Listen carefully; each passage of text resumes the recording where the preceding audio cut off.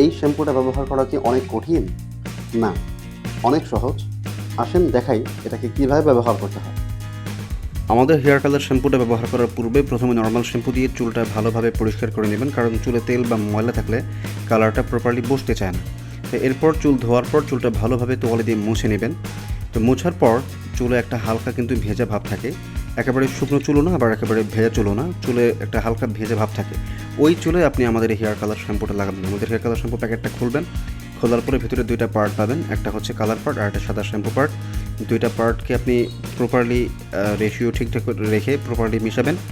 মিশিয়ে চুলে আপনার পাকা চুল বা চুল যেখানে আপনি কালার করতে চান সেখানে ভালোভাবে অ্যাপ্লাই করবেন। অ্যাপ্লাই করে অপেক্ষা করবেন। এখন অপেক্ষাটা কতক্ষণ করবেন এটা আপনার চুল কী পরিমাণ পাকা তার উপরে নির্ভর করে। আপনার চুল যদি সামান্য পাকা হয় তবে 20 থেকে সর্বোচ্চ, বা আপনি জাস্ট কালো চুল কালার করতে চান তাহলে সর্বোচ্চ 20 থেকে 30 মিনিট যথেষ্ট। আবার চুল যদি অনেক বেশি পাকা হয়, যেমন 70-80% চুলই পাকা, তো সেক্ষেত্রে আপনার 30 মিনিটের একটু বেশি সময় রাখা লাগতে হতে পারে। এরপরে জাস্ট নর্মাল পানি দিয়ে আপনার চুলগুলো ধুয়ে ফেলবেন।